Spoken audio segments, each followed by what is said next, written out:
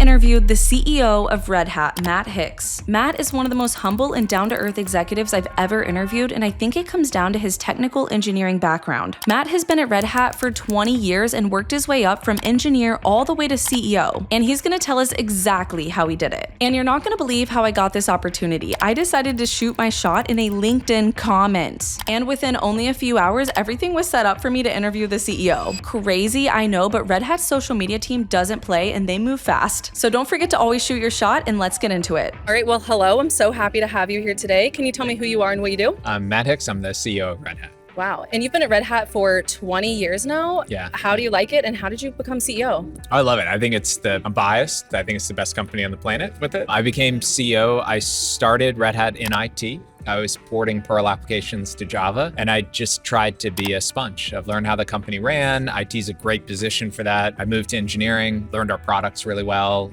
started OpenShift with a few other people, and then just grew from there and ended up in the CEO position. So can you tell us what Red Hat is in a non-technical way to where anybody can understand it? At Red Hat, we focus on open source innovation. With it, of being able to take anything, create an open source, but make it consumable by companies. They need support for it. They need security patches. We tie into the incredible work being done in open source, so we make it safe for companies to be able to use it. I feel like that's a big theme that I've seen at Red Hat Summit. It's all about like governance, security, and like keeping all of the data and the agents secure. Can you talk more about that? It is. I think for companies, you don't want to end up outsourcing the things most critical for you. And it's going to be different for any company, but we talk about choice a lot too. We want to make sure we give you the options to protect what's yours and what you're going to invest in. And that's really at the core of what Red Hat does. We're a platform. We let you create the things on top of us that will help make you successful. What does your day-to-day look like now as CEO versus when you were an engineer coding every day? Engineer coding, you sort of know your backlog and it's puzzle solving. You get to solve a bug or build a solution, which I loved that aspect of it. My day-to-day today is trying to predict where the market's going, where you can add customer value. So knowing those things you built, but then figuring out what enterprises need today and then what they're going to need in the next few years with AI and all the changes in the industry.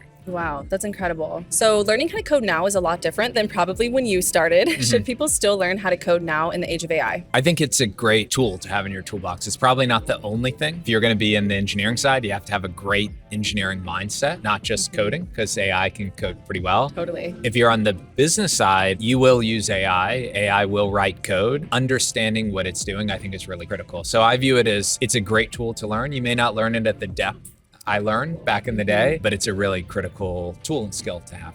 Yeah, I mean, it got you to be CEO, so it got you somewhere. It was a big part of that, so yeah. How has AI changed your role and how you work? I talked a little bit about this in my keynote where it expands your team. I have my team that I've known and worked with forever, but I now have unlimited agents that I can also have research work and speed things up and run POCs and pursue things. And so for me, the same story I gave to managers of you have to learn how to delegate to agents and people. It has changed my work because I also have to learn how to delegate to agents 24 hours a day and then delegate to my team on the most critical things that they can do. That makes sense. Do you have a favorite agent or like a really cool one you have that runs 24/7? I use a lot of them. We do a lot on the deep research agent side. So understand every aspect about our company and be able to answer any question I can throw at it. To do classic, understand our market, help us predict. I also do a lot of personal work email classification to know what are the emails I have to look at. Both of those are fun. So this is a question I always ask every executive I interview because I always get such good answers, but what's the coolest way you've ever used AI? These days, I don't know if people would say it is AI, but it was machine learning in the early days. I built a doorbell. We lived in the city and you couldn't hear the doorbell from anywhere else in the apartment. So I built a repeater with a machine learning box that could understand the sound of the little phone that would ring when people would buzz it and broadcast it over Sonos and would not broadcast that when my kids screamed or slammed the door or anything else. It was machine learning classification, but it was my foray into a very hard problem to program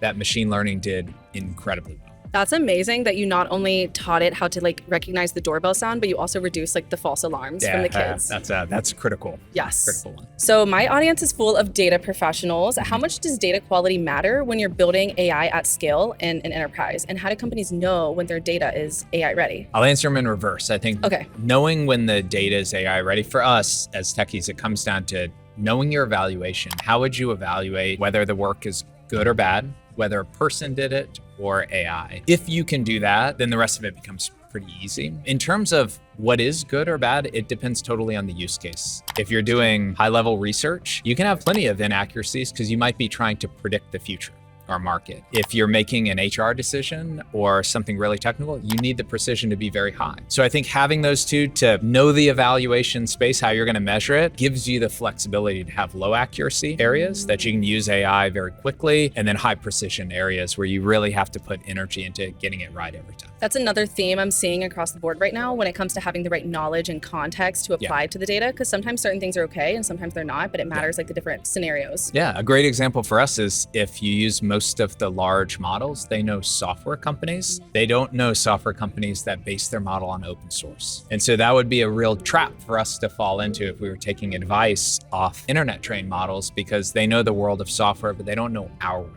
of software. So those balances, getting them right, being able to shape your outcomes are really critical. So why does it matter whether a company builds on open source infrastructure versus going all in on one model or one vendor? I think open source gives you the comfort that you control what you're building on. So if you think of this like this is your intellectual property, when you build on open source, it is yours. Even if I deliver it to you, you still own the licenses. That's core to open source. You can always bet on any one vendor. They have great capabilities, but that's that vendor's intellectual property, and you have built in a dependency. Open source just gives you a lot of flexibility in a space that is changing every week. Red Hat uses a lot of its own tools, specifically the Ask Red Hat chatbot, which saves the company millions annually. Can you talk more about how you made that happen? I think for us, it's starting in the domain that we knew really well, which was support. You know, we don't sell the software, we sell support security on top of it. So we knew that space. And so that became a training challenge for us where we wanted to train a chatbot that knew our world. It's a better support experience for customers when it's a known problem. And then it's much more efficient than putting a person on the phone to go through that. So we get efficiency and a better customer experience out there. Yeah. And I imagine it's also cheaper too than having real people on the phone for support. It is. It lets our people, which are incredibly talented, I always say like we solve issues that you can't believe what people can do in support. And I want to keep them focused on those issues, not the same problem we've solved 1,000 times in the last year. And so that balance, it lets people do their best work, and then it lets us be really effective with customers. Okay. So it's about shifting their priorities to higher priority things. Absolutely. Okay. So what is Red Hat working on right now that you're actually excited about? I'll give two things. Okay. Two things is fine. I do love the Red Hat Extended Lifecycles, aka RHEL Forever, because it's something that AI uniquely allows us to do. That wouldn't have been possible without AI, but it is a great